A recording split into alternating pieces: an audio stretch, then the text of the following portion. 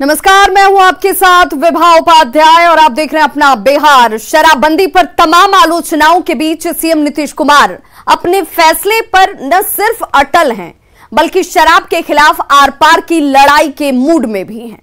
Police और अधिकारियों को दो टूक संदेश दिया जा चुका है। न सिर्फ शराब माफिया और शराब तस्करों पर कार्रवाई हो रही है बल्कि भ्रष्ट और लापरवाह अधिकारियों पर भी कार्रवाई ताबड़तोड़ की जा रही है। कार्रवाई इतनी बड़ी कि उन्हें नौकरी से भी बर्खास्त किया जा रहा है। और बड़ी खबर राजधानी पटना से, जहां पर मद्य निषेध विभाग के 5 कर्मचारी सेवा से बर्खास्त कर दिए गए हैं। जी हां, ये मद्य निषेध विभाग के 5 कर्मचारी सेवा से बर्खास्त किए जा चुके हैं। 1 इंस्पेक्टर, 2 सब इंस्पेक्टर और 2 कांस्टेबल सेवा से बर्खास्त हो चुके हैं। अब ये कार्रवाई बर्खास्तगी तक होती हुई भ्रष्टाचार और अवैध वसूली के आरोप में ये बड़ी कार्रवाई इस वक्त की गई है। 7 कर्मचारियों के वेतन में बढ़ोतरी पर भी रोक लगा दी गई है। तो मद्य निषेध विभाग की तरफ से लगातार कार्रवाई होती हुई और बड़ी कार्रवाई देखिए किस रूप में कि 5 कर्मचारियों को सेवा से बर्खास्त कर दिया जाता है। 7 ऐसे कर्मचारी हैं जिनके वेतन में बढ़ोतरी पर या वृद्धि पर रोक लगा दी गई है। और अब ऐसे में मद्य निषेध विभाग इन बड़ी कार्रवाइयों को कर रहा है। जांच चौकी पर देखिए किस तरीके से आपकी मुस्तैदी होनी चाहिए थी लेकिन नहीं की गई, और यही वजह है कि इनकी तरफ से खामी पाए जाने के बाद कार्रवाई की जा रही है। सिपाही सुशील कुमार और राजकुमार पर जब्त गाड़ी के इस्तेमाल करने का आरोप। जब्त गाड़ी के इस्तेमाल के मामले में 3 आरोपी सेवा से बर्खास्त किए जा चुके। राजकुमार की 5 वर्षीय वेतन वृद्धि पर रोक लगा दी गई है। 8 फरवरी को पटना पुलिस के 21 सिपाही सेवा से बर्खास्त किए गए थे। ऑपरेशन क्लीन अप के तहत पटना पुलिस एक के बाद एक कार्रवाई कर रही है और 5 सिपाही पर शराब सेवन करने पर एक्शन लिया गया। ये वो तमाम कार्रवाइयां हैं जो बता रही हैं कि शराबबंदी को सफल बनाने के लिए हर कदम उठाए जाएंगे। ऊपर से लेकर नीचे तक के तमाम लोगों के ऊपर कार्रवाई की जा रही है और यह बड़ा और कड़ा संदेश दिया जा रहा है, जिसमें आज एक बार फिर से मद्य निषेध विभाग की तरफ से कार्रवाई की गई। 5 लोगों को सेवा से बर्खास्त कर दिया गया है। 7 लोगों के वेतन में बढ़ोतरी पर रोक लगा दी गई है।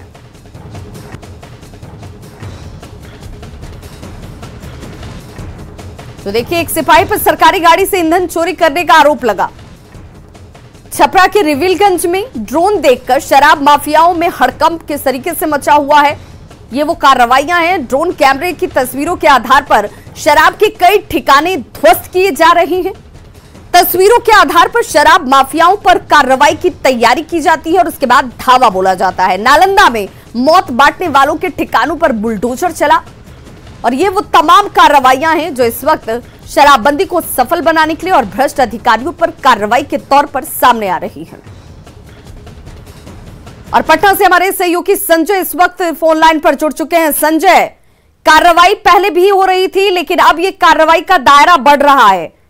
जहां पर ड्रोन की मदद से कार्रवाई तेज हो रही है, वहीं अगर पुलिस विभाग इस महकमे के जिनके ऊपर जिम्मेदारी बढ़ी है उनकी संलिप्तता पर अब उनकी नौकरी भी जा रही है। जी बिल्कुल विभाग देखिए, और खासकर जो मद्य निषेध विभाग है जिसके ऊपर सारी जिम्मेवारी सौंपी गई है, और मद्य निषेध विभाग को प्रभावी बनाने के लिए ही जो यहाँ पर अपर मुख्य सचिव हैं के पाठक, उनको मुख्यमंत्री नीतीश कुमार ने फिर से विभाग की जिम्मेवारी सौंपी और उनकी रिस्पॉन्सिबिलिटी दी गई और खुलकर काम करने की छूट दी गई। तो सबसे ज्यादा फोकस ये रहा, जो उन्होंने आकलन किया के पाठक ने, तो पाया कि विभाग में जो भ्रष्टाचार है और विभाग की शिथिलता है वो शराबबंदी कानून को प्रभावी बनाने के रास्ते में आगे आ रही है। तो ऐसे में जो भ्रष्ट पुलिसकर्मी है, जो भ्रष्ट कर्मी, उनको पहले ही नसीहत दी गई और आगाह किया गया कि वो अपनी आदतों से बाज। लेकिन समय समय पर जो घटनाएं सामने आती है उसके बाद ये बड़ी कार्रवाई की गई। 5 जो कर्मी थे, जिसमें एक इंस्पेक्टर रैंक के उपाध्याय इंस्पेक्टर थे, 2 सब इंस्पेक्टर थे और इसके अलावा जो कांस्टेबल थे 2, उनको तत्काल सेवा से बर्खास्त किया गया। उनके खिलाफ गंभीर आरोप, तो शराब की गाड़ियों को पकड़ते हैं, वहाँ उनसे शराब रिकवर करते हैं और उसी गाड़ी से वो बैठकर झारखंड चले जाते हैं, वहां बैठकर होटल में शराब पीते हैं। तो एक स्ट्रॉन्ग एविडेंस था, तो उसमें नवादा के 3 लोगों को सस्पेंड किया गया उसके अलावा जो शराबबंदी कानून है उसकी जांच के एवज में पैसे की उगाही कर रहे थे कैमूर में एक इंस्पेक्टर, उनको सस्पेंड किया गया।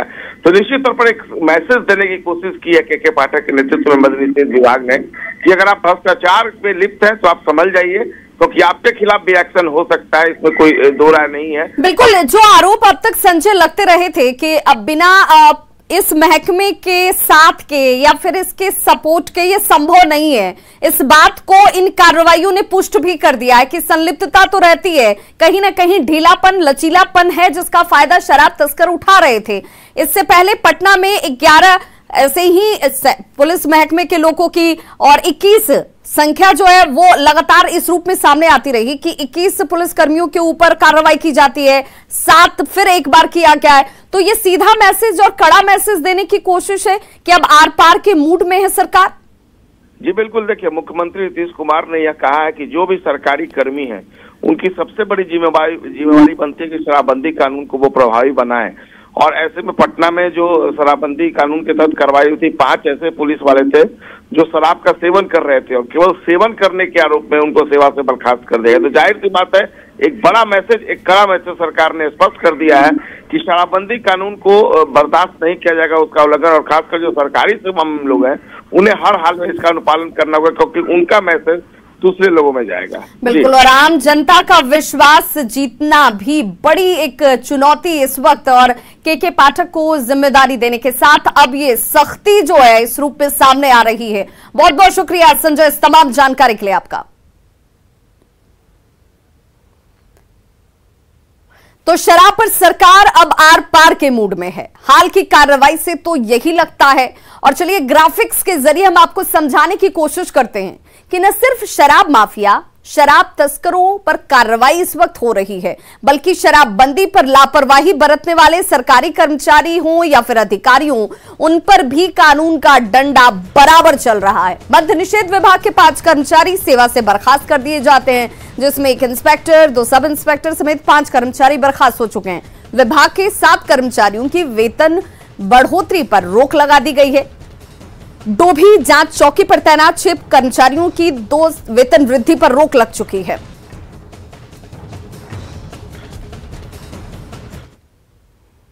तो शराब के खिलाफ सरकार के अभियान में ड्रोन सबसे बड़ा हथियार साबित हो रहा है। जी हां, मुंगेर के दियारा की तस्वीर हम आपको देखिए इस वक्त दिखा रहे हैं।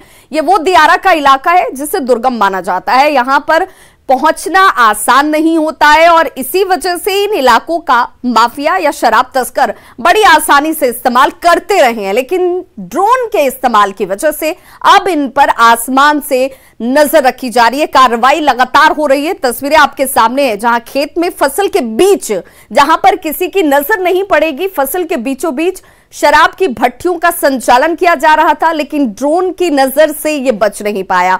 और ड्रोन ने जैसे ही इन तस्वीरों को कैच किया है, उसके बाद पुलिस महकमा इसे लेकर कार्रवाई करने लगता है। दियारा में संचालित 4 भट्टियों को ध्वस्त किया गया, 1200 लीटर जावा महुआ को नष्ट किया जाता है और उसकी तस्वीरें ही, कार्रवाई की तस्वीरें ही आपके इस वक्त टीवी स्क्रीन पर। मुख्यालय द्वारा प्रोवाइड किया गया था ड्रोन, इसके माध्यम से उत्पाद विभाग और ALTF की टीम के माध्यम से पूरे दिन रिवर पेट्रोलिंग और ड्रोन के माध्यम से दियारा क्षेत्र में छापामारी की गई। ये थाना मुफस्सिल के अंतर्गत हेरू दियारा, सीताकुंड दियारा, तारापुर दियारा, मनियारचक दियारा में किया गया, जिसमें हेरू दियारा से 4 भट्टी ध्वस्त किया गया और 1200 केजी जावा गुड़ नष्ट किया गया। उधर किशनगंज में भी उत्पाद विभाग का ड्रोन का इस्तेमाल जो है इस विभाग में साफ नजर आ रहा है। महानंदा नदी से सटे दियारा क्षेत्र के दूर दराज के इलाकों में ड्रोन की सहायता से 500 लीटर देसी शराब और शराब बनाने के उपकरणों को पहले बरामद किया गया और फिर उसके बाद इसे नष्ट किया जाता है। इस कार्रवाई से इलाके के शराब माफियाओं में देखिए हड़कंप मच गया है, कारोबारी इलाके छोड़कर फरार हो गए हैं। उत्पाद अधीक्षक ने यह बताया कि ड्रोन की मदद से इलाके में हो रही शराब की तस्करी पर नजर रखने में काफी आसानी हो रही है। अब ये महानंदा का क्षेत्र है, गंगा नदी का क्षेत्र है। इन इलाकों में नदी के अलावा भी अवैध शराब की लोग बनाते हैं। जिसके पर सख्त कार्रवाई की गई है और आगे पूरी एरिया को निरीक्षण किया गया है, जिसमें अवैध शराब का भी जो लोग गाड़ के रखे हुए थे ज़मीन में उनको भी ध्वस्त किया गया है, आगे भी होता रहेगा। तो वहीं सुपौल में उत्पाद विभाग की लगातार छापेमारी से शराब तस्करों में हड़कंप मचा हुआ है। गुप्त सूचना पर किशनपुर थाना इलाके के मेहासिमिर में उत्पाद अधीक्षक ने छापेमारी की, जहां 3 शराब तस्करों से 4 पेटी महंगी शराब को बरामद किया गया। गिरफ्तार शराब तस्कर इलाके में होम डिलीवरी का काम कर रहे थे। घर घर ये शराब पहुंचाई जाती थी इनकी तरफ से। उत्पाद विभाग की सक्रियता की वजह से देर रात इन्हें रंगे हाथों गिरफ्तार किया गया। वो लड़का भी है, हाँ वो कंफर्म है, उसके फोन में। तो चाहे नालंदा का इलाका हो, बक्सर का इलाका हो या फिर सिवान, हर जगह ड्रोन का इस्तेमाल किया जा रहा है और ड्रोन के साथ साथ वोट के जरिए भी नदी और दियारा इलाके में निगरानी और चौकसी बढ़ती जा रही है। तस्वीर देखिए कैसे एक एक करके वाहनों की जांच तो हो ही रही है, साथ ही साथ अब नाव का सहारा लिया जा रहा है। नदी के रास्ते शराब की तस्करी न कर पाए, नेपाल से शराब को बिहार में न लाया जाए, इस वजह से अब बोट का सहारा लिया जा रहा है और बोट के जरिए अब इन जगहों पर, इलाकों पर नजर रखी जा रही है। तस्वीरें आपके सामने है जहां पर उत्पाद विभाग की टीम और सिवान पुलिस दरौली नदी सहित यूपी से सटे दियारा के इलाकों में पेट्रोलिंग कर रही है, ताकि यूपी से शराब सिवान के रास्ते बिहार में न पहुंचे। और ज्यादा जानकारी दे रहे हैं हमारे संवाददाता मृत्युंजय सिंह। शराब को लेकर सिवान उत्पाद विभाग और सिवान पुलिस पूरी तरह से अलर्ट मोड में है। जहां बिहार यूपी के बॉर्डरिंग इलाका पर पूरी तरह से पुलिस की तैनाती की गई है, तो वहीं अब शराब माफिया पर नकेल कसने के लिए बोट का सहारा लिया जा रहा है। यानी अब नदी के सहारे अगर शराब तस्कर या शराब कारोबारी अगर शराब की खेप लाते हैं तो उन पर नजर रखने के लिए अब बोट का सहारा लिया जा रहा है। यानी रास्ते और अब नदी के सहारे किसी भी तरह से कोई शराब माफिया शराब की खेप सिवान में नहीं ले जाए, इसको लेकर उत्पाद विभाग की टीम और स्थानीय पुलिस लगातार नदी और दियारा इलाके में बोट के सहारे नजर रखना शुरू कर दी है। शराब पूरी तरह से सिवान में शराबबंदी हो, उसको लेकर अब उत्पाद विभाग की टीम और स्थानीय पुलिस पूरी तरह से कमर कस रखी है। मृत्युंजय कुमार सिंह, न्यूज़ 18 सिवान। और आज से आरजेडी के सदस्यता अभियान की शुरुआत हो रही है। आरजेडी प्रमुख लालू प्रसाद यादव इस सदस्यता अभियान की शुरुआत करते हुए नजर आएंगे, जिससे सभी जिलों के पदाधिकारी इसमें शामिल होने वाले हैं और पटना में शुरुआत के बाद सभी जिलों में डिजिटल रूप से इसकी शुरुआत हो जाएगी। आरजेडी के सदस्य बनाए जाने के लिए 10 रुपए का शुल्क रखा गया है। राबड़ी आवाज से ज्यादा जानकारी दे रहे हैं हमारे संवाददाता रवि एस नारायण। राष्ट्रीय जनता दल में सदस्यता अभियान की शुरुआत हो रही है, जिसकी शुरुआत लालू प्रसाद यादव खुद करेंगे। और आपको बता दें कि आज से राष्ट्रीय जनता दल की जो सदस्यता अभियान की जो शुरुआत है वो लालू प्रसाद यादव यहाँ पे अब राबड़ी आवाज से करने वाले हैं और ये सदस्यता अभियान डिजिटली माध्यम से शुरू किया जाएगा। लालू प्रसाद यादव आज यहाँ से जब शुरुआत करेंगे सदस्यता अभियान की, तो एक लिंक जो है वो इस तमाम जिलों में भेजा जाएगा जहां पे आरजेडी के जो कार्यकर्ता है वो सदस्य बनना शुरू करेंगे। और जिस ढंग से तेजस्वी यादव ने कहा है कि आरजेडी को A to Z की पार्टी बनाना है, तो इसे लेकर के आरजेडी की कोशिश है कि तमाम लोगों को, समाज के हर वर्गों को इसमें शामिल किया जाए। हालांकि आरजेडी ने कोई लक्ष्य निर्धारित नहीं किया है कि कितनी संख्या में बनाई जाएगी, लेकिन कोशिश इस बात की है कि लाखों की संख्या में ज़्यादा से ज़्यादा जो सदस्य आरजेडी के हैं वो बने और पार्टी को हर जिले में मजबूती दी जाए। इसके साथ साथ आरजेडी की तैयारी ये है कि राष्ट्रीय कार्यकारिणी की बैठक में ये भी तय हुआ कि देश के लगभग तमाम जो राज्य हैं वहाँ पे आरजेडी जो है अब चुनाव लड़ना चाहती है। इसे लेकर के सदस्यता अभियान जो है और ज़्यादा चलाया जाएगा। तो आज से लालू प्रसाद यादव सदस्यता अभियान की शुरुआत खुद करेंगे और अपने कार्यकर्ताओं को संदेश दे रहे हैं कि ज़्यादा से ज़्यादा लोगों को अपने पार्टी से जोड़ें ताकि पार्टी को मजबूती दिया जा सके। कैमरा पर्सन अजय दुबे के साथ रवि एस नारायण, न्यूज़ 18 पटना। सीतामढ़ी के बेलसंड प्रखंड में लोगों की जिंदगी चचरी के सहारे कट रही है। जी हां, बागमती नदी में तकरीबन आधा किलोमीटर की दूरी में चचरी का निर्माण कराया गया है, जिस पर स्थानीय लोग किसी तरह से यात्रा करते हैं। चचरी के सहारे नदी पार करना काफी खतरनाक है। इसके बावजूद लोगों के पास कोई दूसरा विकल्प नहीं है। हालात का जायजा लिया हमारे संवाददाता राकेश रंजन ने।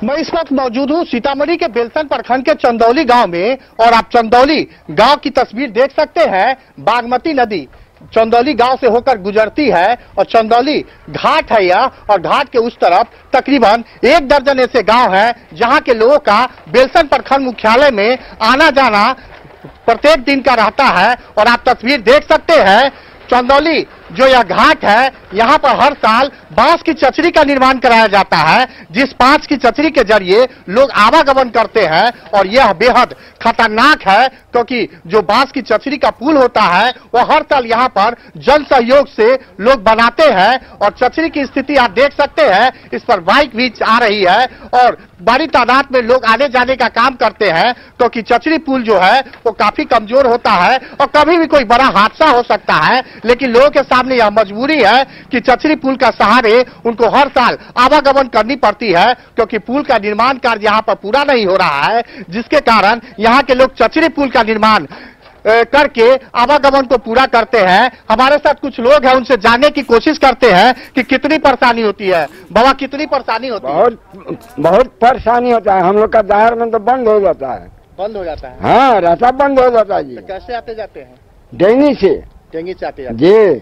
काफी ही परेशानी होती है, देख सकते हैं आप तस्वीर में, क्योंकि वहाँ हजारों गांव है, हजार की मतलब आबादी है, और काफ़ी ही मतलब परेशानी होती है, क्योंकि नाव का सामना करना पड़ता है। आने वाले समय में चचरी का निर्माण किया जाता है और चचरी पर लोग सहारे आते हैं, जान जोखिम पर लगाकर, और चचरी पे इस पार उस पार करते हैं। तो यहाँ से आने जाने में बहुत दिक्कत होती है। जैसे चचरी से जाने आने में बहुत दिक्कत होती है। जैसे पानी अधिक हो जाता है तो नाव पे जाने उन्हें में दिक्कत होता है, जिससे लगभग सालाना 1 दर्जन से लोग अधिक मृत्यु हो जाती है, सिर्फ सालाना खाली डूबने से।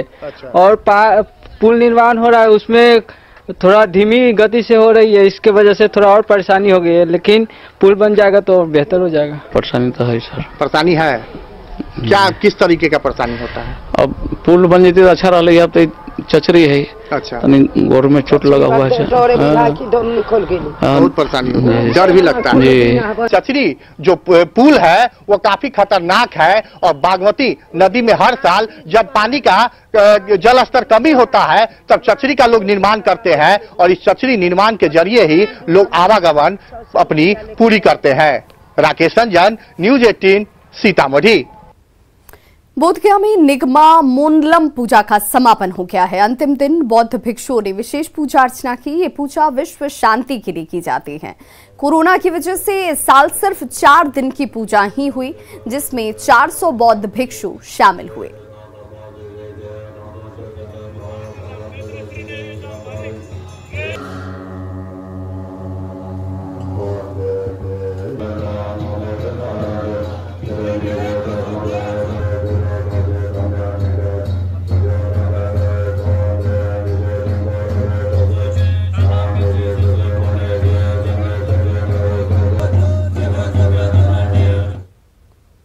जमुई के खेरा इलाका कभी नक्सल घटनाओं के लिए चर्चा में हुआ करता था, लेकिन अब खेरा गांव के हाई स्कूल मैदान में बिहार के अलग अलग जिलों से आए दर्जनों लड़के और लड़कियां भविष्य संवारने के लिए मेहनत करते हुए नजर आ रहे हैं। दरअसल खेरा के राष्ट्रीय स्तर के खिलाड़ी अरुण कोरोना काल में सेना और बिहार पुलिस की बहाली के लिए ट्रेनिंग देने की शुरुआत करते नजर आए, जहां अलग अलग जिलों के दर्जनों लड़के और लड़कियां हर दिन पहुंचते हैं।